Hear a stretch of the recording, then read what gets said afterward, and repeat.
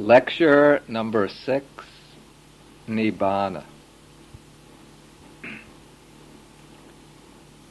Namo tassa bhagavato arahato samma sambuddhassa.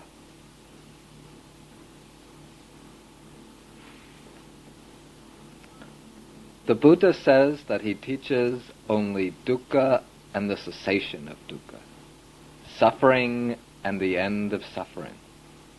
In the talks given so far, we've dealt primarily with the first side of the Dhamma, with the problem of suffering. However, the truth of suffering is not the final word of the Buddha's teaching. It is only the starting point, the first noble truth, not the whole of the Dhamma.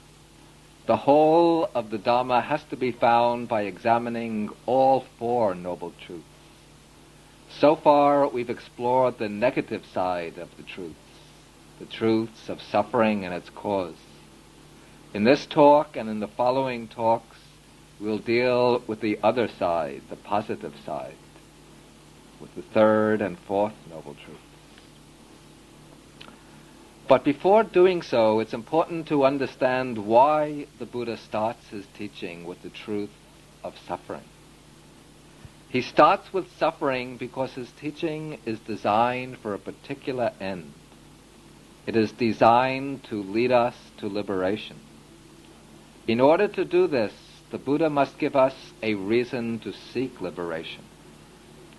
Normally, we aren't aware of the problematic nature of our existence. We live in a world of delusions. We see things as being pleasurable, attractive, permanent. We take our personalities to be a self. We live seeking pleasure, seeking to gratify and bolster the ego. We think only of how to maximize our enjoyments and our personal status. In this way, we get lost in the world of finite concerns. We get swept away by time, the current of time. We get sunk in the dark mass of ignorance. We do not realize that our lives are pervaded by dukkha. We don't see the pain and suffering, the impermanence, the insubstantiality surrounding us on all sides. To lead us out of dukkha, to bring us to the true state of peace, the peace of deliverance, the Buddha first has to alert us to the danger. He has to make us see the problem, the peril. He has to arouse in us a sense of urgency. His position is somewhat like someone trying to save a man caught unawares in a burning house. The man doesn't realize his house is on fire. He's living there, enjoying himself, watching television, playing and laughing. To get him to come out, the first thing that we have to do is to let him know that his home is on fire. So in the same way, the Buddha announces in the first noble truth that our house is on fire. Our lives are burning with old age, sickness, and death. Our minds are flaming with the fires of greed, hatred, and delusion. Then, when we become aware of the trouble, when we're ready to seek a way to release, then the Buddha can show us the possibility of freedom. Freedom from dukkha, from suffering, can only be attained by cutting off its cause. The principal cause of suffering, the Buddha says, is craving, tanha, the desire for personal gratification, the desire for existence, the desire for a world of sights, sounds, smells, tastes, touch sensations, and ideas.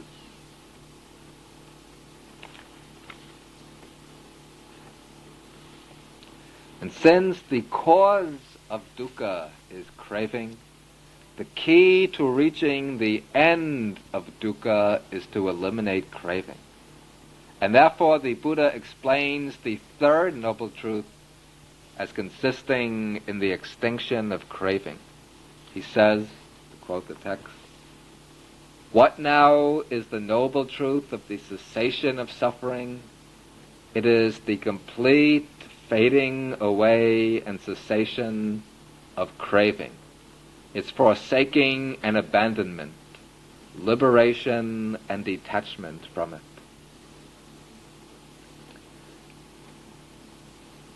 This noble truth of the cessation of suffering has two dimensions, the psychological dimension and the philosophical dimension. We'll deal with them briefly, each in turn.